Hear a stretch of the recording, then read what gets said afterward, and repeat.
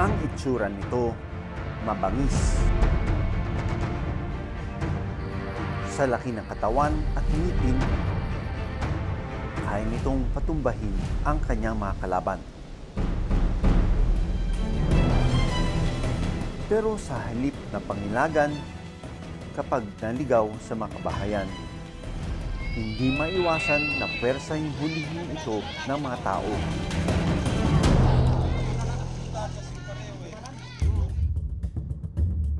Isang buhaya rin ang nahuli sa dalampasigan ng Languyan, Tawi-Tawi. Malaw mo magkibal-tut siya. Apektado na raw ang pangisda ng mga tao. 2 araw na nanatili sa baybayin ang buhaya. Kaya nagtulong-tulong ang mahigit sa 10 tao para maisakay ito sa makeshift na bangka.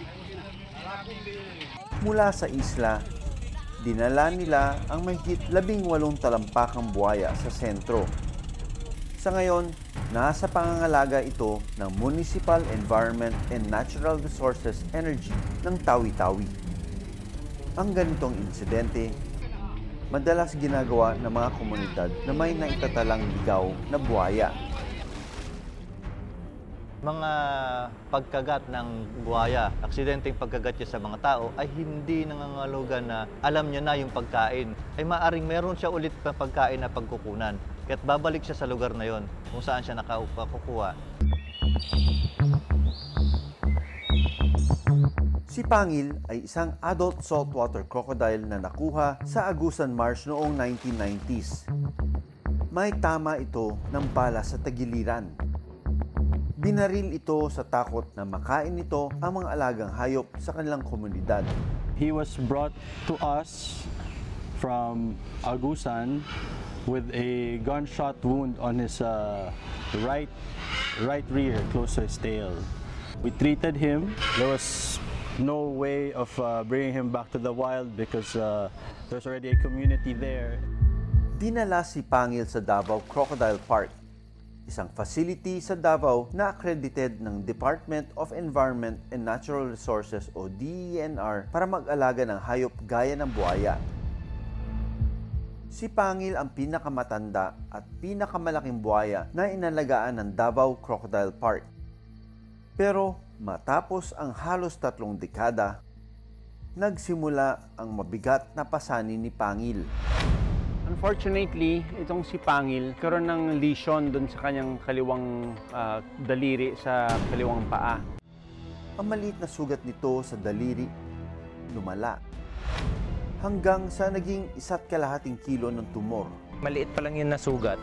And then, yung management noon was parang wound management lang. 1 year later, nung 2021, nagiging na siya, parang maliit na ping pong ball. Kalaki yung tumor. So, kinuha namin ng sample for biopsy. Dahil sa kanyang edad, maselan ang gagawing operasyon. Sa tulong ng hindi bababa ng 20 espesyalista, inoperahan si Pangil taong 2023. Binuo ito ng mga wildlife veterinarian sa pangunguna ko at ni Doc Bayani Vanderbroek ng Davao City. Kasama rin dito ang mga veterinary assistant at grupo ng Davao Crocodile Park personnel. We have no choice but to operate and amputate that area. We computed the dose and we used the lower dose. Tapos hinati pa namin yung dose at paunti-unti namin binibigay yung mga sedative and tranquilizer. Kasi nga, ang fear namin is baka mamaya successful nga namin natanggal yung tumor pero baka mamaya hindi na magising.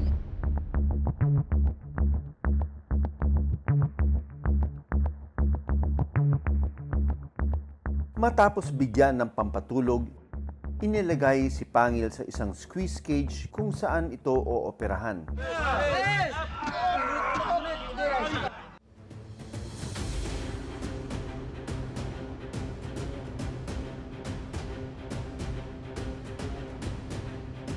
Unti-unti namin binabawasan yung toe, seeing how deep the tumor went.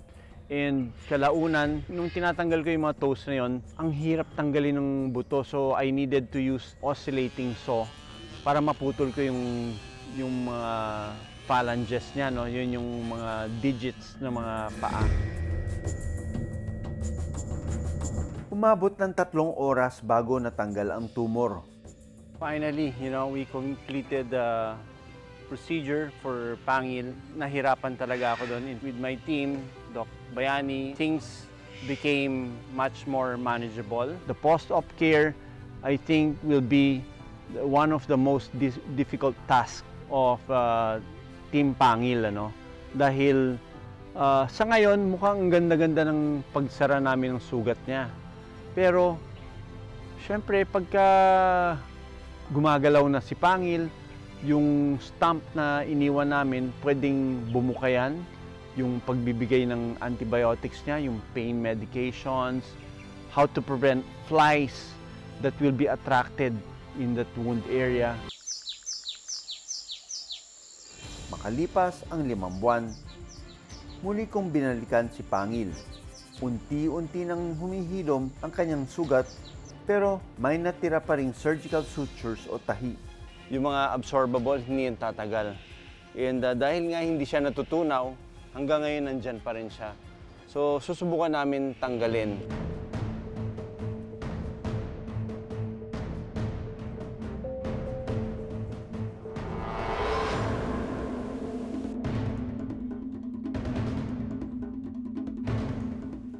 Naigagalaw na ni Pangil nang maayos ang bahagi ng kanyang paa na inoperahan. 1 taon mula ng aking kamustahin si Pangil, ibinalita sa amin ng pamunuan ng Davao Crocodile Park ang pagpanaw nito, Enero ngayong taon. Namatay si Pangil dahil sa komplikasyon ng kanyang skin cancer o metastatic squamous cell carcinoma. Kung si Pangil tumanda sa pangangalaga ng tao, iba naman ang naging kapalaran ni Moki Sr. Pinagpapalo umano ito hanggang sa mamatay sa Languyan, Tawi-Tawi taong 2019.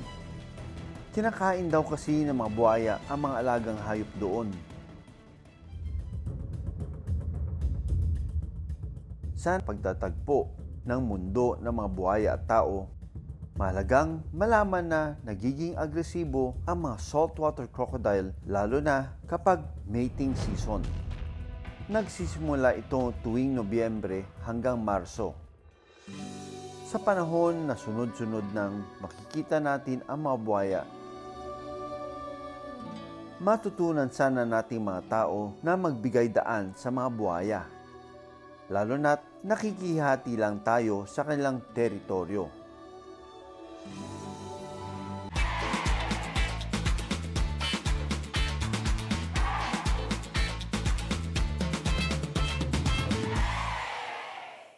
Maraming salamat sa panonood ng Born to be Wild.